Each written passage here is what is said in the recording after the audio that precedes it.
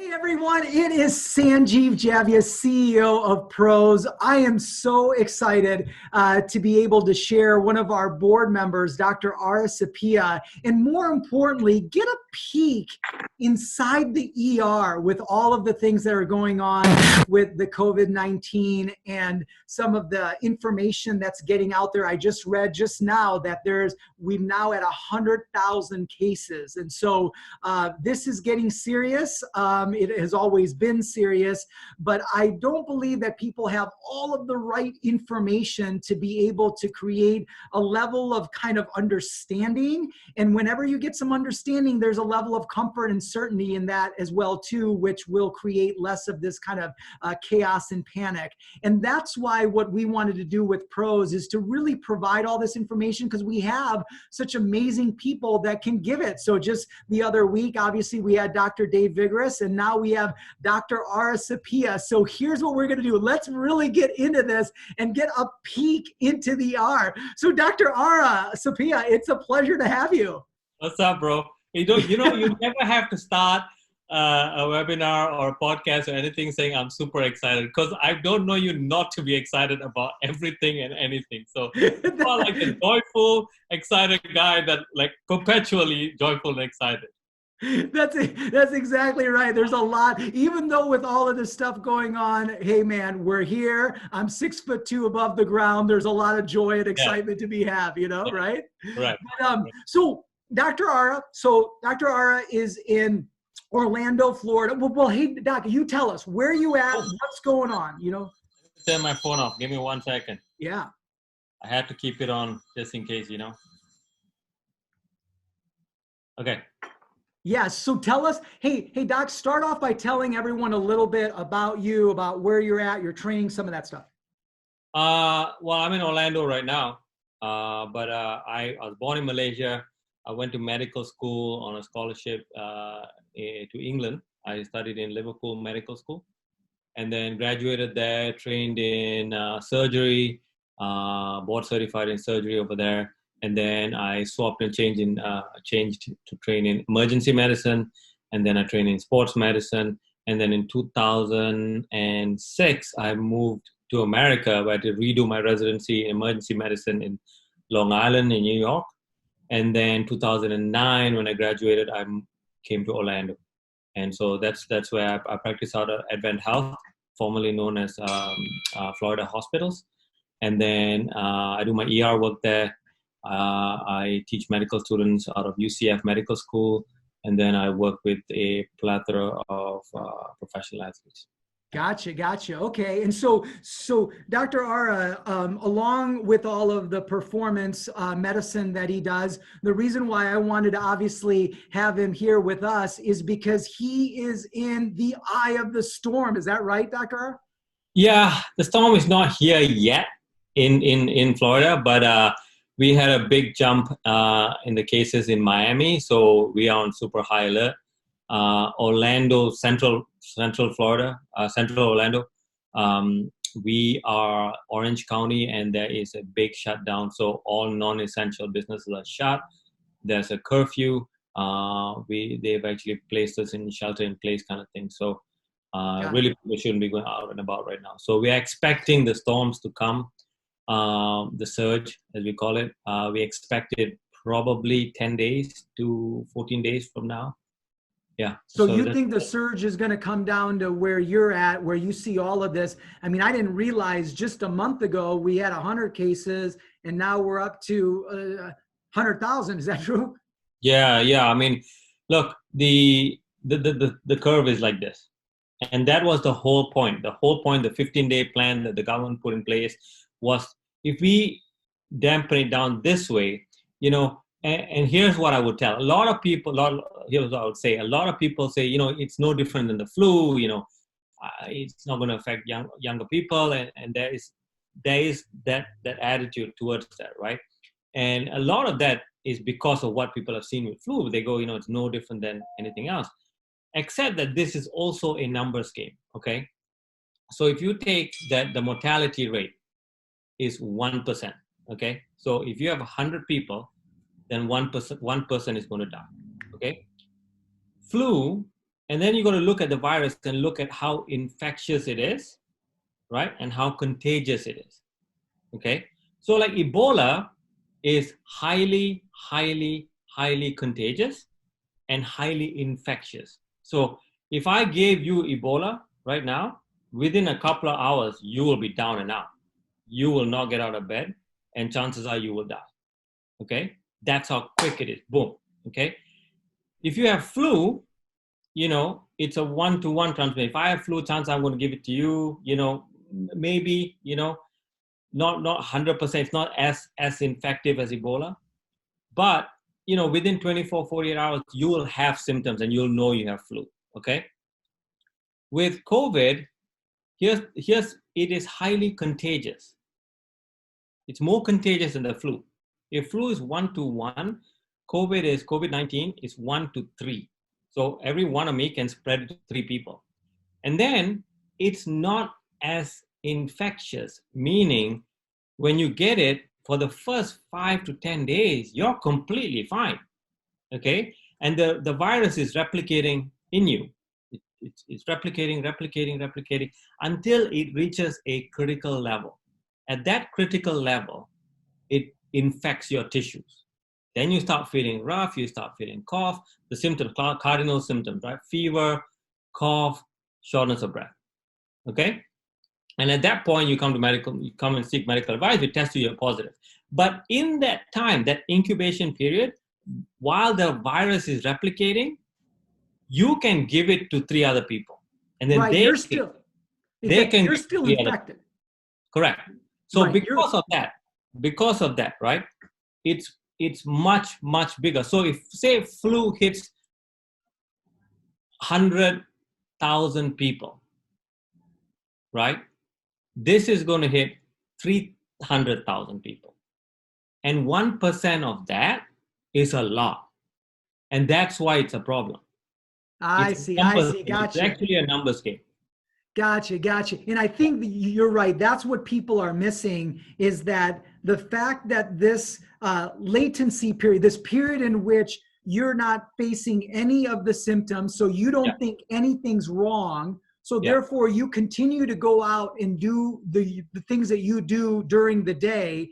And that time you're infecting everyone. While when it's the flu, you're sick right away. Yeah. So hey, listen, man, I'm sick. I'm not going to go anywhere. I'm not going to infect anyone. And so therefore it's a less transmission. So some of the things that you talked about earlier with the shortness of breath and the fever and such, Doc, from you and your colleagues and such, what are you actually seeing in the R? What types of symptoms are you seeing? So it ranges, right? For majority of the patients I'm seeing, probably 90% of patients I have seen since we started getting cases are mild symptoms. Mild, maybe cough, maybe low-grade fever. A lot of people are coming in because testing is not readily available. They're coming in to be tested because they live with an elderly, or they have parents coming in, or they want to go visit somebody and they want to go, hey, I just want to know I don't have it, or I want to go back to work and I just want to know I don't have it, right?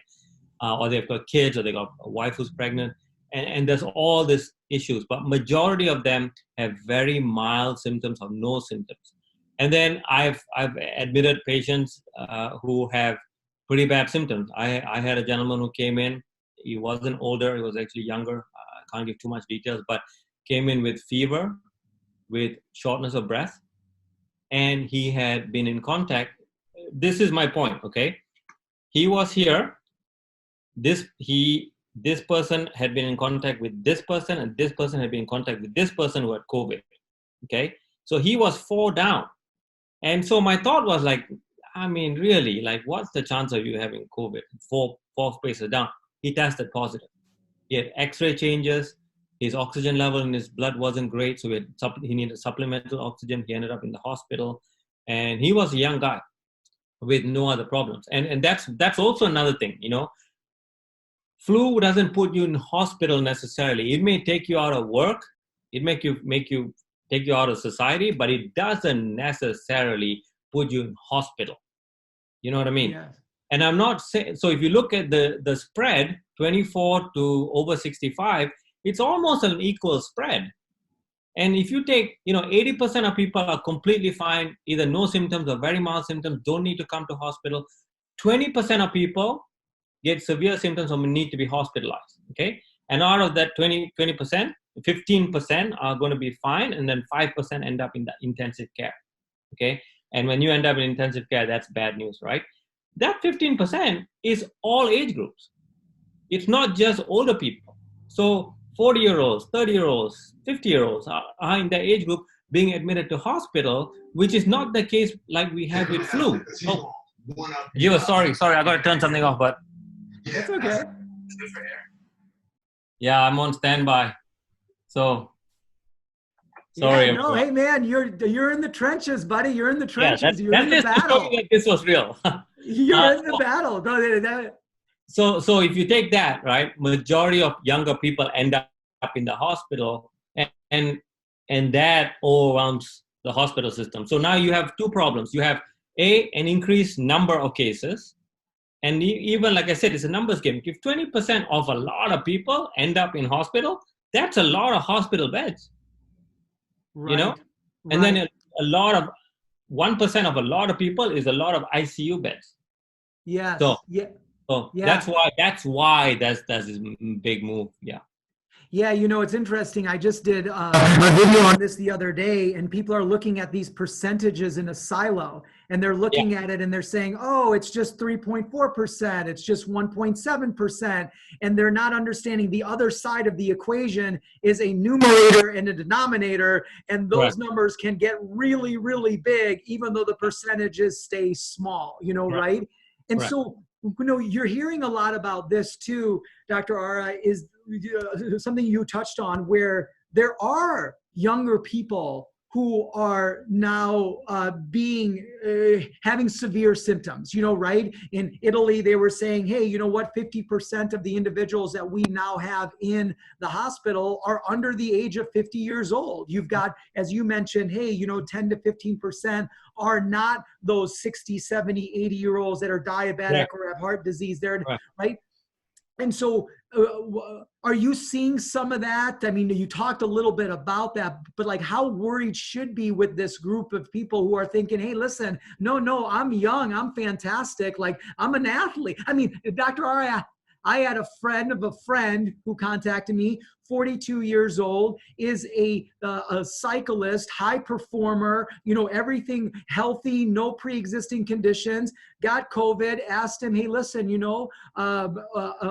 how's your breathing on a scale of 1 to 10? He said, it's about a 5.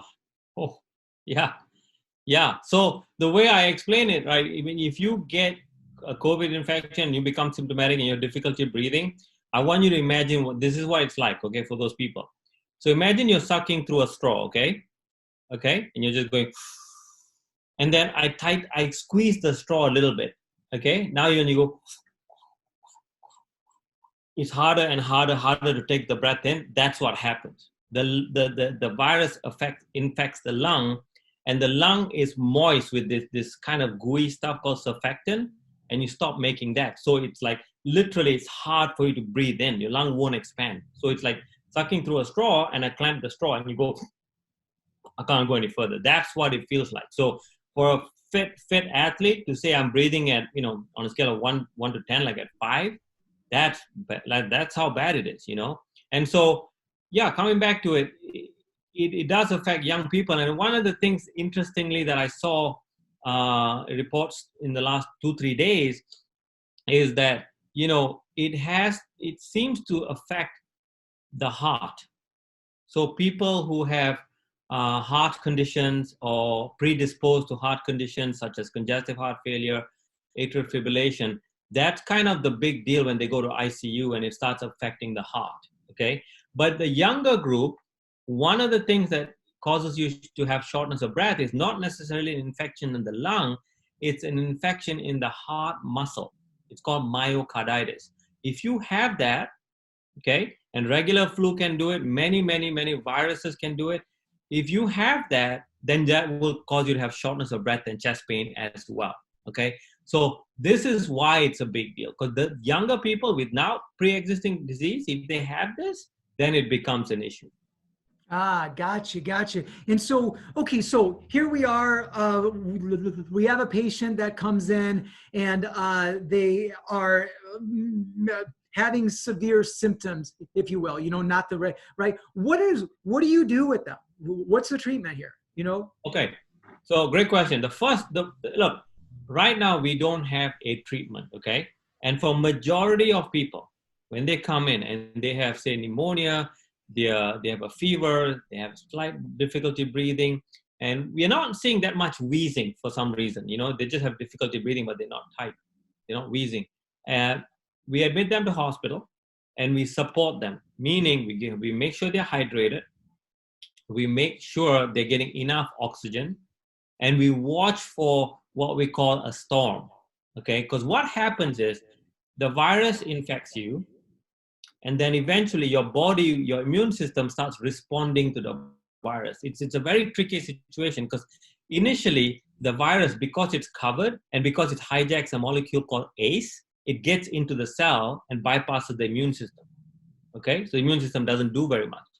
Then when the body realizes there's a foreign invader, it causes what we call a systemic inflammatory response.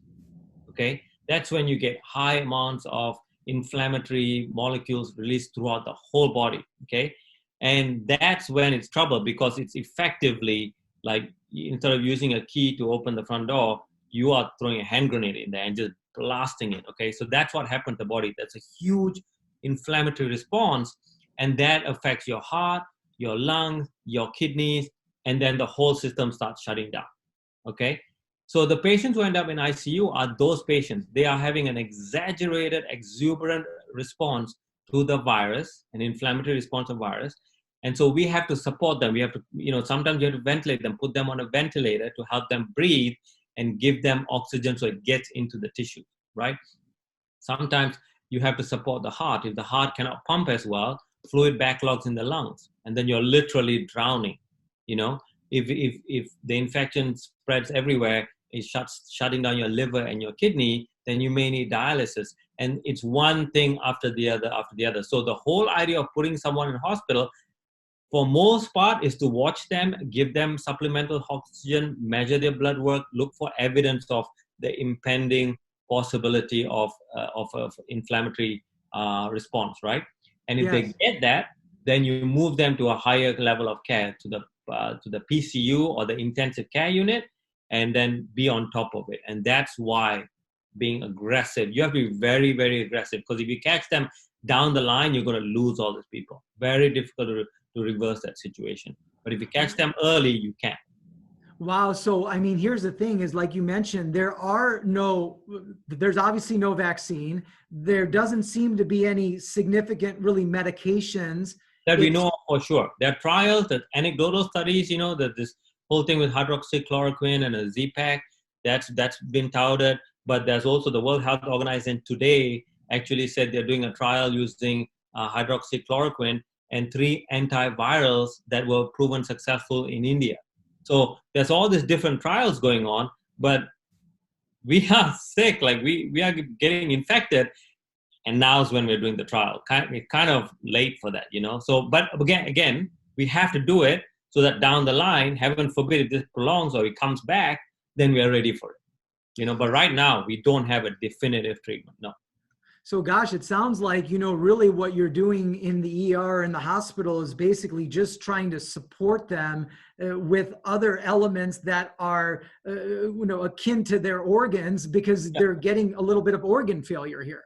Correct. And Sanjay, I've been a doctor for a long time, and the human body has an amazing capacity to repair and recover.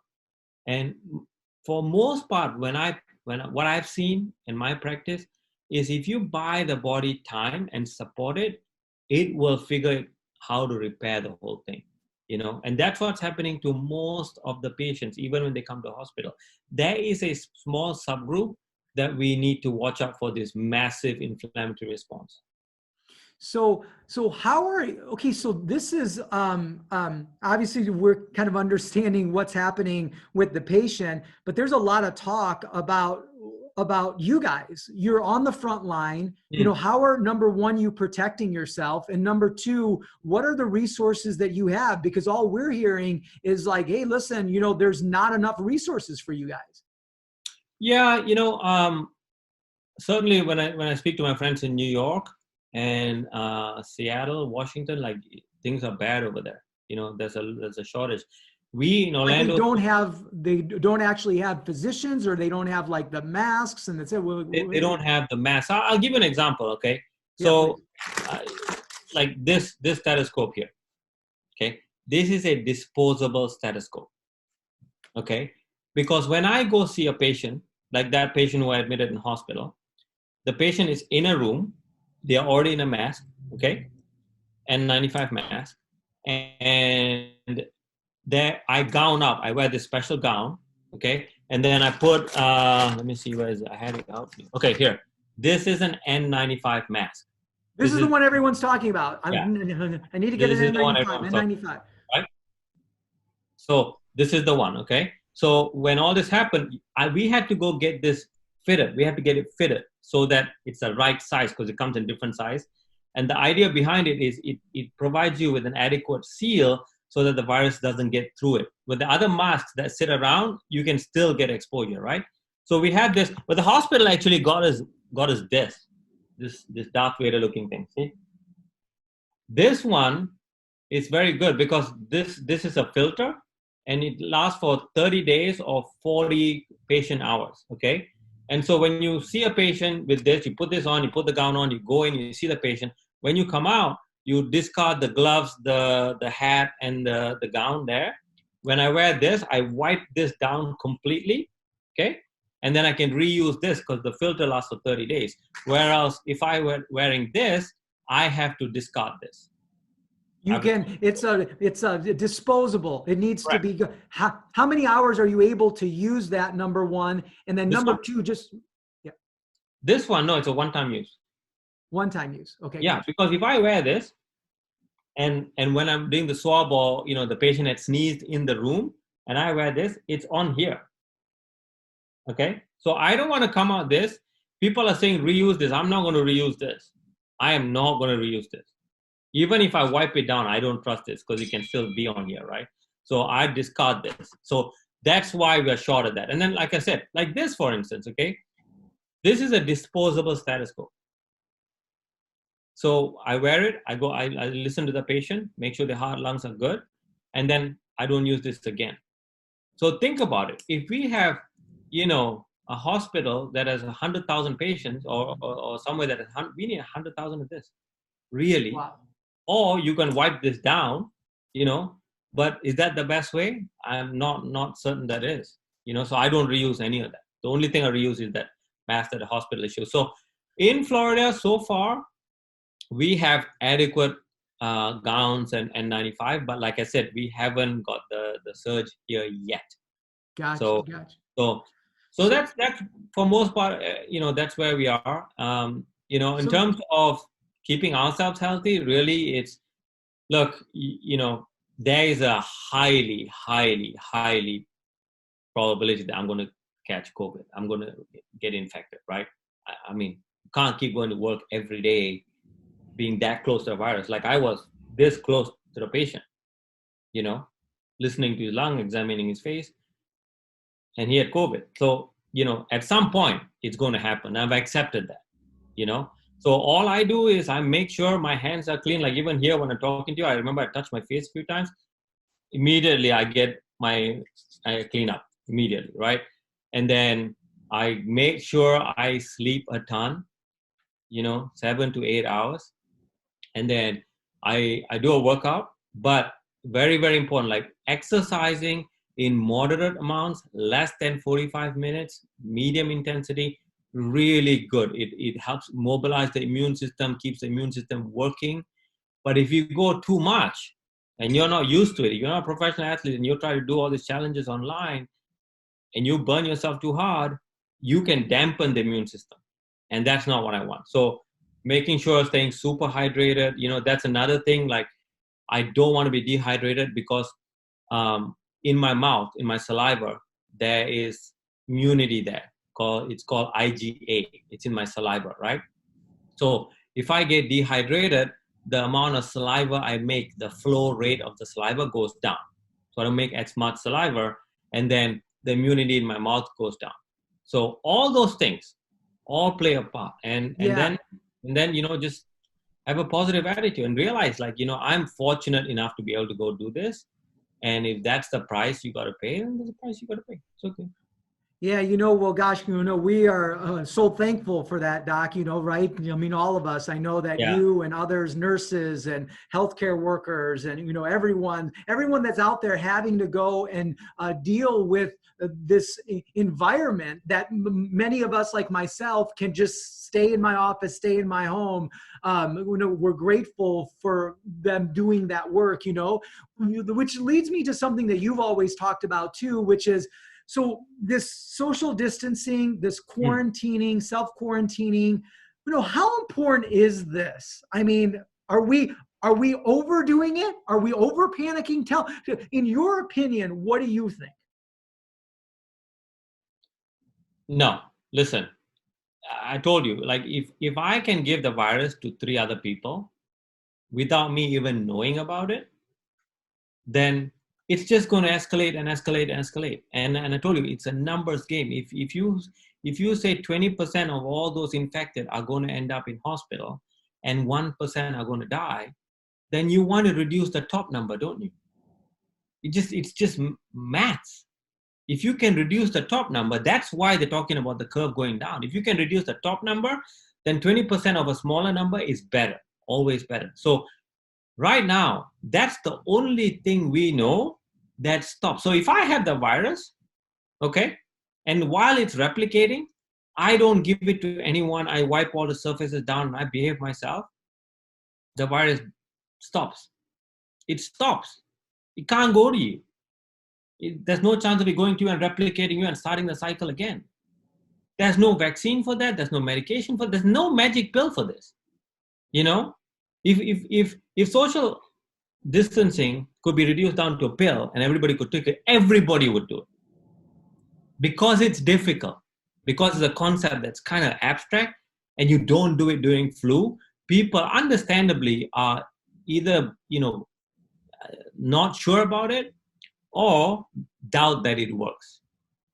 Okay, and then I think the media, because of their hidden agenda, and you got 2 big networks telling you 2 different things, one saying it's a hoax, one saying it's the end of the world, then who do you believe? So people are naturally polarized on this topic, but the math, the science is not, you can't doubt that, right? The smaller the top number, the smaller the bottom number. 1% of a little is so much better than 1% of a lot. So the only way you can reduce a lot is by socially distancing ourselves. So it's not a hoax, it's not political, it is a matter of basic science.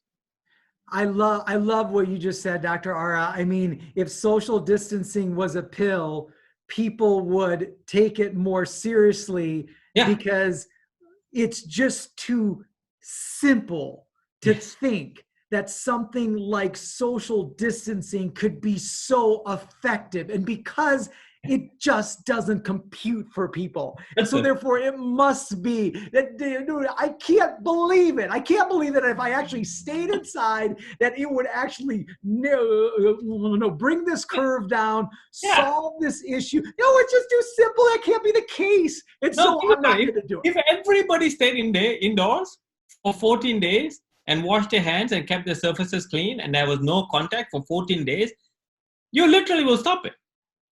So you're saying in 14 days, if people just said, hey, listen, you know what, everyone stay in their home for 14 days, you would basically bring this down to a level of not only management, but almost extermination. Contain it. That's what's happened. That's what China did. That's what they did in Korea. Ireland today went in complete lockdown. And here's the interesting thing. They are locked down till just after Easter. Ireland, because they're expecting the surge and they're expecting like this is going to get out of control. So I don't think we are going to be welcoming foreign tourists or coming in for Easter anytime soon. And the other thing is, here's the other thing, right? I wish we could test a ton more people. And here's why, okay? If you test me and I test positive and I don't need to go to hospital, and you say to me, hey, let's say to you, right? I say, Jeeves, go self-quarantine for 14 days. Okay, just really, really, really important. You need to self-quarantine for 14 days. Wash your hands, stay hydrated, eat and sleep plenty, clean your surfaces for 14 days. After 14 days, you are no longer you're not going to spread it. You're not going to spread the infection, right? But because you got infected, you have immunity.